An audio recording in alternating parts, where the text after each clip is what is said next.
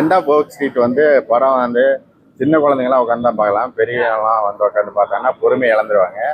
இல்லை நிறைய டைனோசர் காட்டுவாங்க. ஒரு குறிப்பிட்ட பகுதி மட்டும் காடாக மாறிடும். அந்த மாதிரி தான் கதையே. ஒரு மாதிரி சில இடத்துல போர் அடிக்கிற மாதிரி இருக்கு. அப்புறம் அந்த டைனோசர் சீன்லாம் கொஞ்சம் பரவாயில்ல. அது பற்றி தான் குழந்தைங்கிட்ட உட்காந்து என்ஜாய் பண்ணுவாங்க. நம்ம பெரியவங்களாம் பெருசாக லாஜிக்கலாக நம்ம பார்ப்போம். பட் அதுக்கு முன்னாடி நிறைய படம் டைனோசர்லாம் நம்ம பார்த்தனால இது பெருசாக தெரியல. கொஞ்சம் சுமாராக தான் இருக்குது. ஆனால் நிறைய ட்ரை பண்ணியிருக்காங்க. நல்லா சின்ன டீம் தான். கிராஃபிக்ஸ் ரொம்ப நல்லா பண்ணியிருக்காங்க. கிராஃபிக்ஸ் தான் இந்த படத்தோட ப்ளஸ் ஆகுது. பட் கதைலாம் ஒன்றுமே இல்லை. அந்த டைம் போர்ட்டலில் வந்து எஸ்கேப் ஆகி ஒரு 1/4 மணி நேரத்துக்கு முன்னாடி வந்து அந்த இடத்த காப்பாற்றினால இல்லையா கதை மாதிரி இருக்குது. நிறையா வந்து இன்னும் நல்லா பண்ணியிருக்கலாம். ஏன்னா இவ்வளோ கிராஃபிக்ஸ்லாம் பண்ணிவிட்டு கதையில் நிறையா கோட்டை விட்டாங்களேன்னு சொல்லிட்டு தான் யோசிக்கிறேன். பட் மற்றபடி ஒரு இங்கிலீஷ் படமாக பார்த்தா ஒன் டைம் வாட்சபிள் அவ்வளோதான். நல்லா பண்ணியிருக்காங்க. நிறைய இடத்துல வந்து நம்ம அந்த ஃபேமிலியோட மிஸ் ஆகிற இன்னும் கனெக்ட் ஆகிற மாதிரி இருக்குது. ஆனால் சில இடத்துல வந்து அவங்க டைனோசரை கூட சின்ன பிள்ளைங்க விளாட்ற மாதிரி விளாண்டுருக்குறாங்க. அதெல்லாம் பார்க்குறப்ப நமக்கு காமெடியாக தான் இருக்கும். ஆனால் சின்ன குழந்தைங்க என்ஜாய் பண்ணி பார்ப்பாங்க. நமக்கான படம் இது இல்லை, சின்ன குழந்தைங்களுக்கான படம் தான். அந்த ஒரு டைனோசர் வந்து அவங்கள துரத்திட்டு போய் ஒரு இடத்துல அவங்கள வந்து அட்டாக் பண்ணும். அந்த சீன்ஸ் வந்து ஒரு மாதிரி கூஸ் ரொம்ப நல்லா இருந்துச்சு. அதுக்கப்புறமேட்டு ஒரு பாம்பு, பெரிய பாம்பு ஒன்று வரும். அந்த பாம்பு சீன்லாம் ரொம்ப நல்லா இருக்கு. கிராஃபிக்ஸ் பொறுத்தவரை இந்த படத்துக்கு ப்ளஸ். பட் கதையெல்லாம் ஒன்றுமே இல்லை. கதையெல்லாம் நம்ம துளி கூட உட்காந்து பார்க்க முடியாது. பக்கத்தில் உட்காந்து இருந்தவன் என்னன்னா சொல்ல வராங்க அப்படின்னு சொல்கிற அளவுக்கு தான் இருந்துச்சு. நிறையா பேர் வந்து மண்டையை செஞ்சுட்டு தான் உட்காந்துருந்தாங்க. ஏன்னா இந்த கதைக்காடா வந்தோம் அப்படின்னு சொல்லிட்டு உட்காந்த மாதிரி தான் இருந்துச்சு. பட் மற்றபடி குழந்தைங்க உட்காந்து என்ஜாய் பண்ணி பார்ப்பாங்க. பட் பெரியவங்களுக்கு இந்த படம் ஒர்த் இல்லை. ரேட்டிங்க்கு 10க்கு 5.5 தருவேன். அவ்வளோதான். ஒர்த் இல்லை. எண்ட் ஆஃப் ஒர்க் ஸ்ட்ரீட் நல்லா தானே இருந்துச்சு. என்டர்டைன்மெண்ட்டான படம்.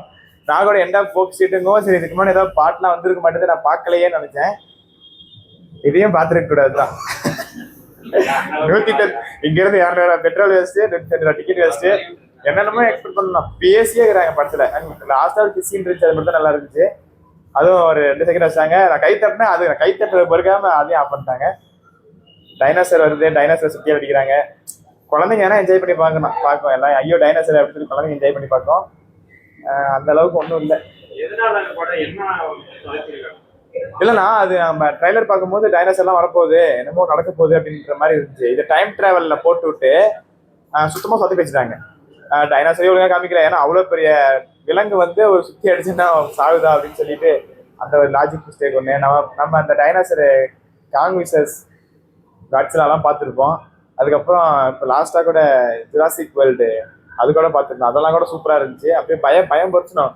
இது என்னன்னா எல்லாம் கோழி கிஞ்சி மாதிரி அந்த பக்கம் இந்த பக்கம் ஓடிட்டே தான் இருக்குது. கடைசி வரைக்கும் இவங்கள பார்க்க மாட்டேங்குது.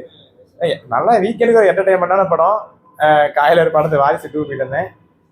அப்புறம் என்ன படம் மகுடம் நகர்னு போல. அது என்ன கதை நேரம் தெரில. குழந்தைங்கள்லாம் கூட்டிட்டு போய் என்ஜாய் பண்ணணும், வீக்கெண்ட் என்ஜாய் பண்ணணும்னா இந்த மாதிரி ஒரு படத்துக்குலாம் போகணும். டைனோசர் போதும்.